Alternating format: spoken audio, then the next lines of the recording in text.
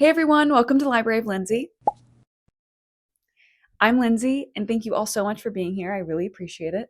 Today we're going to be talking about a really fun topic that I have happened to be talking about a lot on TikTok and Instagram lately, and that is Amazon. I would love to just open up the conversation a little bit, talk about how Amazon is impacting the book space, and what are my thoughts on everything that's been going on with them. All right, so let's get into it. I don't know if you've been keeping up with the news lately, but Amazon has had a lot of flops recently with their consumer base. They discontinued the loved Kindle Oasis. I was one of those that was waiting for the Kindle Oasis to update, and they never did. They just got rid of it. It was a fan favorite. They then introduced the Kindle Colorsoft, which everyone was excited about, to be honest, including myself. I was very intrigued. But they had no buttons on the side, and when shipments started sending out, they actually had a product quality issue where they had this yellow bar at the bottom, and everyone was pissed off because, to be honest, it's an expensive device. You expect it to be working, especially a brand new one. So they had to recall, stop shipments, and now they just started shipments again. And now I am filming this February 26th. Today, as of today, Amazon no longer allows you to download your books to your local computer. And there has been a storm of people, including myself, complaining, talking about it, and just overall educating people on what this meant online until today. I have been nonstop basically talking about this on TikTok and on Instagram, just because there is a lot more that meets the eye when it comes to their decision to do this. There is also an overwhelming amount of people that are deciding to leave Kindle, to honestly stop their Kindle Unlimited subscription and move away from Amazon because of this decision. And I want to talk a little bit more about why that is, why I think people are so upset, and in general, how Amazon has been influencing the book space. So diving a little bit deeper, like what is really going on with Amazon? How are they impactful to this market? Per the Federal Trade Commission here in the United States, so the FTC, a monopoly is defined as, or a monopolist firm is defined as a company or firm or group of firms that have a sales that's above 50%, whether it's for that product or for that service. So basically, any company that has over 50% of sales for that product or service could be deemed a monopoly. Surprise, surprise, everything that Amazon sells book related, audiobooks, e-readers, ebooks, physical books, are all above 50%. So this company has a huge grasp on the book space. And to be honest, to a lot of people and to a few lawsuits, they are deemed a monopoly in this space, which means that they have such power when it comes to influencing how people buy books, how people perceive book prices. Honestly, that's a problem. Having one company have all of that power and that market share is always going to be an issue no matter what type of market this is. So taking one click down, I want to talk a little bit about Kindle Unlimited and that impact on the current reader space and the current market share of ebooks and books in general. I believe that they're trying to transition away from people buying one-off ebooks for $11.99 to paying for currently an $11.99 Kindle Unlimited subscription. I had people in my comments when I was talking about switching to Kobo. Many people were talking about how they would love to switch, but Kindle Unlimited is too valuable to them for them to switch. And that's exactly the point on why they have those not only exclusive contracts with all of the authors that we know and love, exclusive contracts with indie authors. So when those books get super popular, where can you find them? Only on Kindle Unlimited.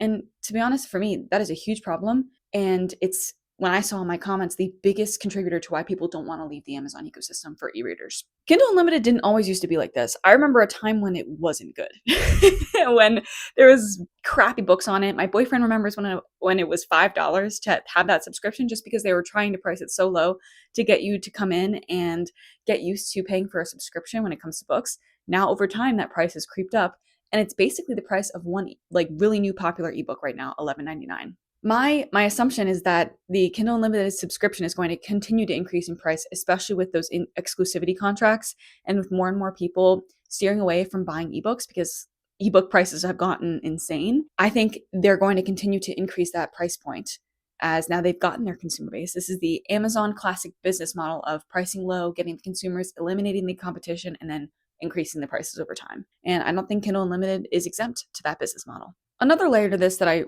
mentioned before, but I want to talk a little bit more about right now, is that with Kindle Unlimited, when you are an author, especially for these indie authors out there, if you want to become a part of Kindle Unlimited and have your book accessible to all of these readers and get probably a large portion of your income if you're an indie author, you have to exclusively only have that ebook on the Amazon ecosystem, meaning you cannot sell your ebook on your own website, on Kobo's website, anywhere else. And sometimes this even blocks libraries from accessing those ebooks. Sometimes, not all the time, but I've seen it happen. That is also a very huge problem because here we have these authors now depending on this income.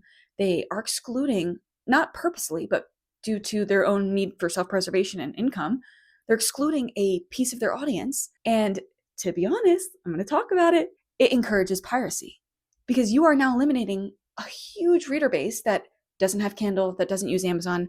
Maybe I'm only a Libby person and I just read strictly on my Libby app on my phone for my library. Now people are going to be encouraged to pirate those books because they literally cannot access them anywhere else. I don't think Amazon truly cares about piracy at all. I know when they removed that download feature, they were saying it's due to piracy, but they would eliminate that exclusivity contract if it was really due to piracy because they know through their DRM, their digital rights management, only those e-reader devices and those ebooks can be used now with each other. You cannot port anything away from the Amazon ecosystem, which forces people to find alternative options, unfortunately. The messed up thing about all of this is that Amazon blames the authors if their book gets pirated. So if I am an author and I have a book on Kindle Unlimited and my book all of a sudden gets pirated and it's being distributed on whatever website, I get in trouble for that, which is crazy because this company said, oh, I can only have my ebook on your website. Fine, I don't like it, but fine. I put my ebook on their website and then they weren't secure enough to have my book not be leaked. And now I'm in trouble. It's a double-edged sword. It's a triple-edged sword for authors and for consumers that aren't in the Amazon ecosystem. I find this all to be a major issue, especially because going back to that original conversation about a monopoly, Amazon has a huge amount of the market. They have a huge amount of the consumer base, meaning the majority of readers will never notice or think about this, which is exactly what they want. They don't want people questioning their current business tactics. They don't want questioning their relationships and contracts with authors. And to be honest, most people don't. People just assume KU is a nice way to go about saving a little bit of money and getting access to thousands of books for $11.99 a month right now. There are a lot more layers to that and a lot more business strategic tactics that they're using to make sure that you stay on that subscription and that authors and you are squeezed for every penny. With Kindle Unlimited being so popular, I really don't think Amazon's going to stop investing in it anytime soon. I truly believe that they're shifting away from the single purchase ebooks to a subscription-based model. And I just wanted to make this part of the video to warn people that I do see over time Kindle Unlimited not only getting more expensive, but more exclusive. We might see in the future a situation like we have with the streaming services right now. I envision how Netflix, remember when Netflix was on the rise before Paramount Plus and Hulu and everyone else really joined the conversation? I truly see we are in a place right now where Kindle Unlimited is the Netflix on the rise, where right now they are the only ones out there. They're really the pioneers in the space for this exclusive content. But there might be a world one day where we have 4 or 5 different book subscription models and your favorite author is only on one of them. And that sounds awful. And I really hope that doesn't happen. I can see a world where that occurs. Let's get back to the monopoly conversation for 1 second. When I was researching all of this, I noticed that Amazon actually takes a loss on physical books. They have a little over 50% sales from physical books. They are what they call a loss leader. Similar to other companies like Costco, I think, for example, their hot dog is a great example. It's a loss leader, but it encourages people to come and stay at Costco. Amazon's books are a loss leader, meaning they take a hit on the books, knowing that you will come back either buying something more expensive, buying more of it, and just staying in that ecosystem with Amazon. They acknowledge this, and it has been a successful business tactic. In the 2010s, Amazon actually did this with diapers, surprisingly, where they had a competitor. It was another diapers website that was selling diapers to parents over here in the United States. Amazon decided that they wanted to take them out and get all the diaper consumers. So they took a loss on diapers for a significant amount of time. All of the consumers went to Amazon because that was the only place to really buy diapers virtually at that time. And then Amazon was like, all right, sweet. Thanks everyone for coming. We're going to raise the prices again because we can, because there's no competition. It's the same thing for books and for other things like that, for Kindle Unlimited even, where they started low and they're pushing it up as they get more and more market share. Books are a loss leader for them, and they can only do that because they have such a stronghold in this space. It is alarming that a company of that size is using something like books, a media that is so polarized right now, as a business tactic. I think Amazon's going to continue to grow in strength unless there is truly another marketplace competitor that kind of shoots up on the rise. I switched away from Amazon. I now use a Kobo Libra Color. Kobo has many other devices similar to the Kindle. I know there's books out there, which is BOOX, that also has a lot of similar devices similar to the Kindle. I recommend, if you're ever looking to switch away from Amazon, to check those two devices out. They're awesome. I'm hoping that one of them catches up to Amazon in popularity, because healthy competition invites growth, it invites innovation, and it invites an opportunity for the consumer to actually benefit.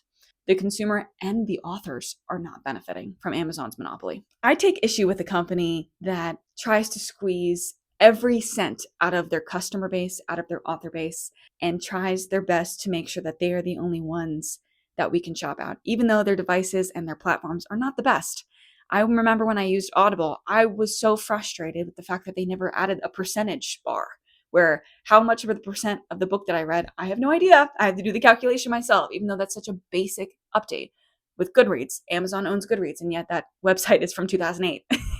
They have not updated that since. Amazon is not going to take any risks that they don't need to, because they already have the consumer base, and the consumers are staying because there's no other alternative out there, putting pressure on them to innovate. And in that situation, the authors and the consumers just lose.